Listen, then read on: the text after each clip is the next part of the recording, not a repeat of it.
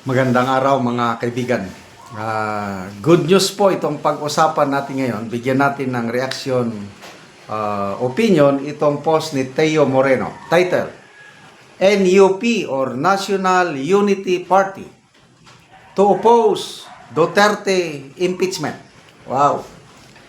The National Unity Party, one of the largest blocs in the House of Representatives, said its members will most likely not vote in favor of the impeachment of Vice President Sara Duterte unless new evidence emerges.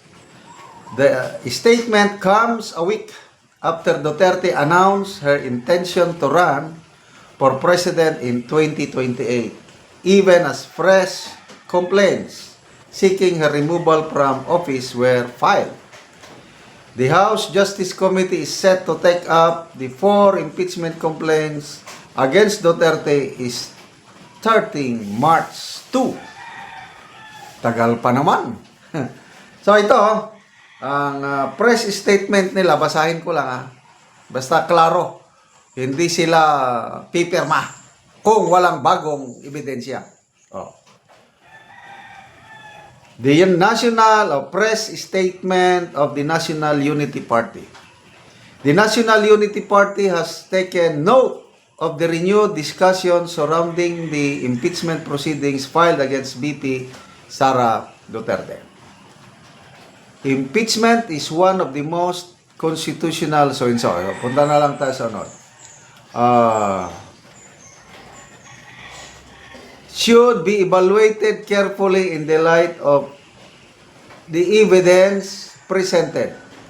At this stage, the NUP has not seen the inclusion of new and material evidence that would warrant a departure from issues that have already been, sensya na kayo, malilit yung litra been the subject of prior inquiries and extensive public hearings. Unless compelling new evidence emerges during the course of these hearings that fundamentally alters the factual basis for the impeachment complaint, the NUP will most likely not vote in favor of this measure. The party will not preempt such proceedings and remains prepared to assess any new evidence presented in the course of the deliberations. The NUP believes that Congress must carefully allocate its time, focus, and institutional resources toward more pressing and urgent national concerns. An impeachment proceeding grounded on issues that have already been previously raised and examined would inevitably consume substantial time and attention from both chambers.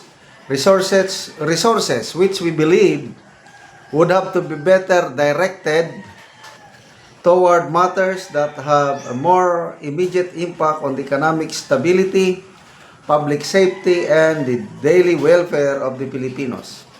Nevertheless, the party remains open to evaluating any new evidence that may arise and will assess such development on their merits, guided solely by the Constitution and the rule of law.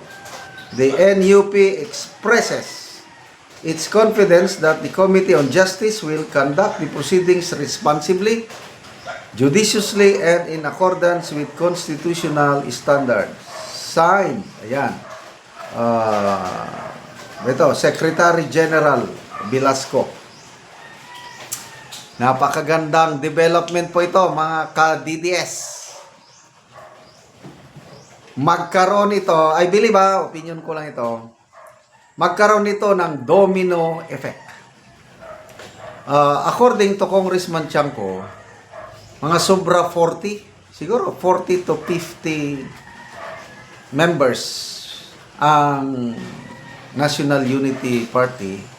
Pangalawang pinakamalaki. Ang pinakamalaking bilang is Lakas CMD.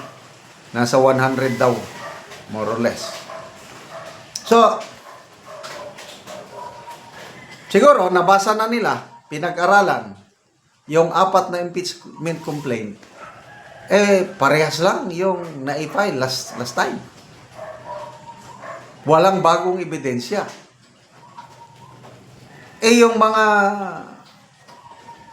akusasyon nila, confidential funds, yung death threat, ano pa yan, mga ill-gotten wealth, bank accounts, kung ano-ano pa yan, wala na yun naimbestigahan na So wala namang bago.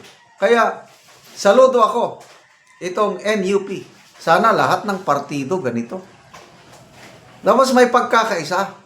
Ito ang malakas na party system. Katulad sa US. Republican and Democratic lang. Nagkakasundo yan. Mag-convention sila. But once nga nagkasundo, yun na lahat. Susuportahan nila kung anong napagkasundoan. At ito, nakikita ko, maganda itong National Unity Party na based sila sa issues. Not so much on politics or ano. May pag-asa pa ang Congress kung ganito na may mga tumitimbang. Ibig sabihin, itong NUP hindi hawak sa liig ng kung sino dyan. Alam nyo na kung sino yung ano. So again, this is good news. So, kung ang National Unity Party ayaw, I believe yung mga ibang party, wala na rin, susunod yan. Ang naiwan na lang itong Lakas CMD dahil may 100 plus members sila. So kung lahat ng Lakas CMD pipirma, posible, matuloy ang impeachment. Makakuha sila ng 1/3. Kailan, gaano kalakas ang hawak ni Romualdez sa Lakas CMD? Malakas ba ang grip niya? Palagay ko, hindi na. Hindi katulad nung last year, na bumabaha yung pundo. Maraming pumirma. Ngayon, saan sila kukuha ng pundo? Yung sabi ni Senator Emmy, baka gamitin nila yung mga approved budget sa 2026 na pang-ayuda. X2 kung ano-ano yan. Baka yun. Kaya bantayan natin. Kaya ang labanan ngayon, sa plenary. Kasi, sa nakikita ko, Committee on Justice, lulusot yan Dahil nandyan si Congresswoman Luestro. Kung hindi dahil kay Speaker, walang ganito. Yun. Lusot yan. Kaya lang pagdating sa plenary, tingnan natin. So ano ngayon? Si Senator Soto. Ay, nako. Mabubulaga yan dahil wala siyang matra-trial kasi atat na atat si Senator Soto na mag-trial kay Bibi Sara. Good luck po, Senator Soto. Salamat mga kaibigan sa inyong pagsubaybay sa ating channel. Nakakatulong kayo ng malaki sa tribong talandig ng Bukidnon dahil ang income natin sa channel na ito, namimigay tayo ng libreng yero at pako para makapagpatayo naman sila ng mas maayos na tirahan. Panoorin nyo ang video na ito. Muna ni ang gihatag na ngayon ni tatay, so gitabangan lang siya sa iyang anak.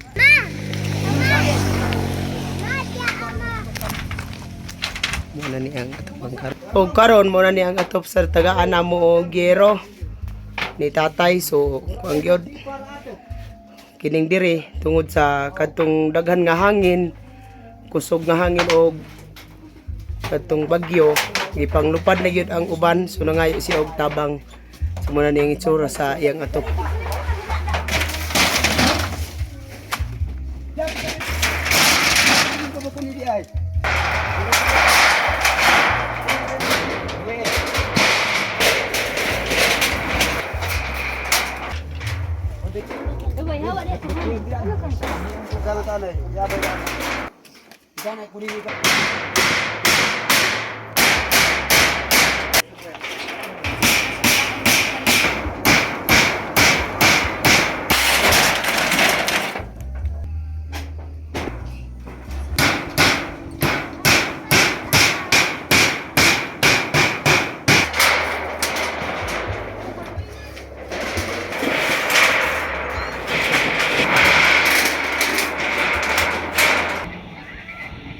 Kung karon managit sa pag-atop ang gihatag namo nga yero ang ante, so maayo na gid ang iyang atop. Dako ang akong pasalamat sa Ginoo o sa mga katabang kay kitabangan mi sa tao. Salamat sa Ginoo nga di namigid karon maulanan. Kay noon. Pila na day ni Salamat. Ante, pila na day katuig ang inyong atop bago pa muna ka-atop? Karon nga, Tuiga. oo. Pila na day ito katong karaan ninyo nga atop? Pila day ito katuig na? 30 na katuig. 30 na katuig. So bago pa muna kapuli og atop? Karon pamigid na kaapuli kay natagaan mi. Oo. Nagpasalamat gid ko og dako. Lisod. Oo. Sige. So nga naman sa sulod sa 30 katuig, wala mo nakapalit og sin. Saon gamuso raman. Oo. Usay na imuso, usay wala. Oo, suguto bra sa pagkaon. Kuto ba sa pagkaon. Oo, so salamat kayo, ante. Salamat sa